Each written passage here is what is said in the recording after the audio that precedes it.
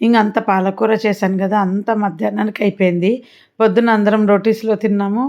మధ్యాహ్నం plain rice పెట్టుకొని అందులో తినేసాము. మొత్తం క్లీన్ అయిపోయిందింక. నాకు మధ్యాహ్నానికి గూడా రాలే. నేను పొద్దున మాత్రమే తిన్నాను. ఇంక నేను మధ్యాహ్నం ఆవకాయ యేసుకొని తినేసాను. చాలా బాగుంది. అసలు గోంగూర స్టైల్‌లో ఉందండి. పాలకూర పప్పుకి చింతపండు ఎక్కువేసుకోండి. మళ్ళీ ఈ వీడియో ఫస్ట్ టైమ్ ఎవరన్నా చూస్తుంటే చెప్తున్నా. నార్మల్ రోటీనే తందూరి స్టైల్‌లో కాల్చున్నాను. నా దగ్గర రెసిపీ ఉందండి. పెళ్ళికి ముందు తందూరి రోటీ మిక్స్ చేసుకోవడం పిండి ఎలా అనేది అప్పట్లో రాసుకున్నాను. మళ్ళీ గుర్తొచ్చింది. ఈసారి ఆ స్టైల్‌లో తడిపి చూద్దాం ఉంటే ఆ పేపరు. ఇంకా హాస్పిటల్‌కి బయలుదేరినాము. కొత్త చీర కట్టుకున్న పండగనేసి. నాకు గిఫ్ట్ శారీది వేరే వాళ్ళు పెట్టారనమాట. ఇంగ నేను కొన్నది కాదు.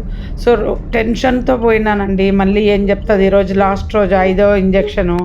ఇగ ఏం చెప్తాదో, వద్దంటాదో, ఏమంటాదో, ఇంక ఇక్కడ తిరుగుతూనే ఉన్నాం కదా! రోజు ఇంజెక్షన్ కోసము. తీరా పోతే ఆమె మళ్ళీ ఒక షాక్ ఇచ్చింది. ఏంటో వీడియోలో చెప్తున్నాను వినండి. ఓరి నాయనో! మా డాక్టర్ 7 ఇంజెక్షన్స్ ఏసుకోమనిందండి. ఇంకా 2 ఏసుకో ప్లీజ్ నీకే బెస్ట్ అని చెప్పింది. నొప్పి ఉందంటే నొప్పి లేదు అన్నాను. నొప్పి లేదనేసరికి అయితే ఇంకా 2 వేసుకో అన్నది. మళ్ళీ రేపు, ఎల్లుండి రావాలి.